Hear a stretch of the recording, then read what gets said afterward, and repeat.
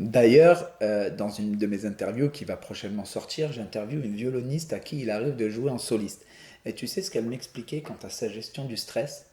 Elle arrive à gérer ses émotions depuis qu'elle est...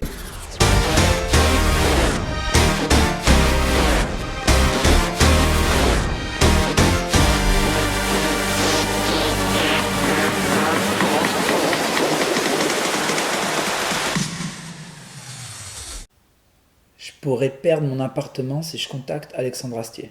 Tu vois, lorsque j'ai réalisé le risque que je prenais à vouloir contacter des personnes célèbres, j'ai compris en fait que je devais d'abord rester à ma place. Et je te jure, c'est très sérieux. Aujourd'hui, je vais du coup parler avec toi d'une technique utilisée par les psychologues. Tu peux facilement reproduire ça chez toi, hein, pour analyser ta peur et réaliser qu'elle est bien souvent disproportionnée par rapport à la réalité de ce que tu vis.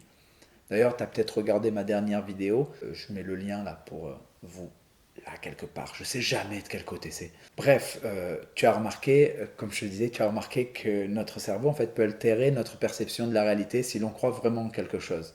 Il est donc évident que lorsque tu crois que te mettre en avant publiquement fera que les gens se moqueront de toi, automatiquement tu interpréteras beaucoup de réactions comme des moqueries. Mais en fait, c'est pas toujours évident de réaliser la véritable peur qui te tétanise. Tu vois, tu as le trac, tes jambes tremblent, les mains moites, la bouche sèche, tu te poses plein de questions sur ce que les gens pensent de toi. Bon, d'accord, très bien, tu as les symptômes du trac, tout comme moi. Mais la question à se poser, c'est est-ce que ton trac est de la même origine que le mien? Peut-être que oui, peut-être que non. Et je t'en parlais d'ailleurs, tu te rappelles, le mois dernier, avec le défi de contact de rêve. J'ai peur, moi, de contacter des personnes qui m'impressionnent. Et même si j'ai progressé, je ne suis pas encore au niveau d'oser contacter des personnes comme Alexandre Astier. Du coup, je te propose de prendre le temps de se demander pourquoi j'ai peur de contacter Alexandre Astier. C'est vrai, après tout, pourquoi? Il va certainement tout simplement m'envoyer un nom et même certainement ne pas me répondre en fait. Alors pourquoi est-ce que j'ai peur d'un simple nom? Je fais une petite pause avant de te développer les questions à se poser.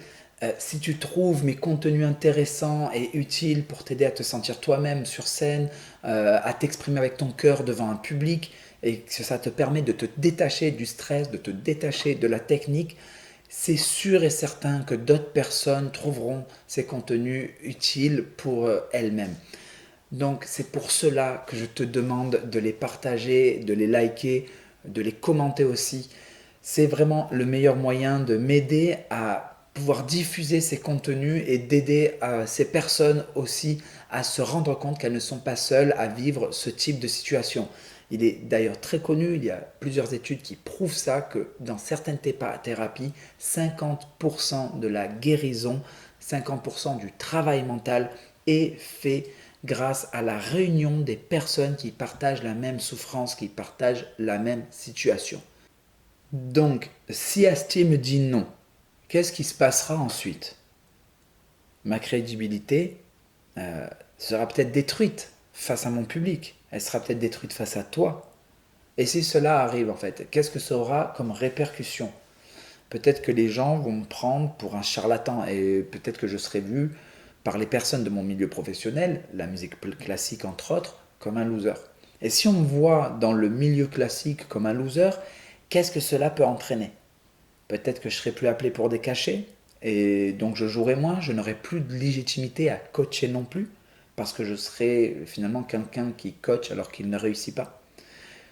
Et ça, qu'est-ce que ça peut provoquer? Ben, je n'arriverai peut-être plus à assumer mes coûts, mes loyers, mes factures, etc.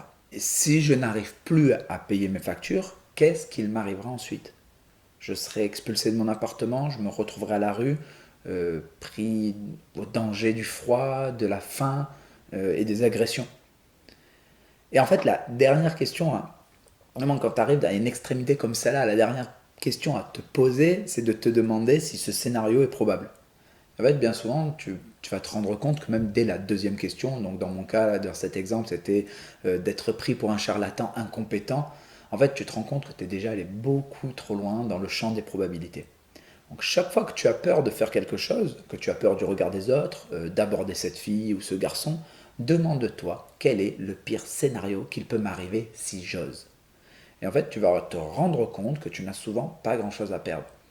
Ensuite, il est très probable que J'ai peur de contacter Astier parce que c'est pas mon réel désir, ce n'est pas aligné avec mon projet et mes aspirations du moment. J'ai beau être fan, est-ce que j'ai une véritable raison de chercher à le contacter aujourd'hui? Parce que si je le contacte aujourd'hui, réellement, soyons honnêtes, si je contacte un tel personnage, c'est pour que toi ou mon public se dise: waouh, putain, le mec il contacte vraiment Astier, il a vraiment peur de rien. Donc en fait, si je le fais, c'est pas pour moi, mais c'est pour t'impressionner toi, tu vois, c'est impressionner des personnes que je connais pas. C'est pour un prestige ou une reconnaissance superficielle, ce que j'aime appeler des miettes de gloire. Et je ne dis pas que je ne le ferai jamais, mais aujourd'hui, ça n'aurait pas de sens. C'est d'ailleurs pour cela que pour mes interviews, j'ai commencé à contacter des personnes beaucoup plus accessibles pour moi. Cela me permet d'être plus en accord avec moi-même, de m'entraîner et de grandir pour peut-être un jour interviewer d'immenses stars tels que Alexandre Astier, Akhenaton, Jean Dujardin, qui sais-je. D'ailleurs, dans une de mes interviews qui va prochainement sortir, j'interviewe une violoniste à qui il arrive de jouer en soliste. Et tu sais ce qu'elle m'expliquait quant à sa gestion du stress? Elle arrive à gérer ses émotions depuis qu'elle est alignée avec ce qu'elle fait et qu'elle a arrêté d'essayer de réussir comme le système le lui demande. Elle a arrêté de vivre un fantasme qui n'est pas le sien, elle a arrêté de vouloir être reconnue dans ce milieu, elle a arrêté de jouer un rôle qui n'était pas le sien, elle a tout simplement décidé d'être elle-même. Et en fait, vous voyez comme elle est rayonnante maintenant. Donc vraiment, le truc, c'est si tu as peur en public, demande-toi pourquoi. Et si tu as peur de faire quelque chose que tu crois désirer, demande-toi si cette chose correspond réellement à tes aspirations du moment. Alors attention, ce n'est pas parce que quelque chose n'est peut-être pas pour toi aujourd'hui que ça veut dire que ça ne le sera jamais, d'accord, hein? Il est important de ne pas brûler les étapes afin d'être en alignement avec soi-même pour avancer vers son propre but et ne pas vivre un fantasme collectif qui ne te correspond pas. J'espère que cette vidéo t'aura apporté beaucoup de valeur pour avancer vers tes objectifs en restant profondément toi-même. Si c'est le cas et que tu penses que d'autres personnes, comme je te l'ai déjà demandé, pourraient en retirer tout autant de valeur que toi, alors partage et like. Tu peux aussi commenter, partager tes propres expériences ou poser des questions directement dans la section commentaires. À l'approche de Noël, j'ai décidé de mettre le cours sur les ancrages qui est normalement à 29 €, de le mettre gratuit. Je te le mets en description directement. Récupère ce cours, tu vas voir, c'est génial, c'est super puissant. Et n'oublie pas, bonne fête et kiffe ta scène.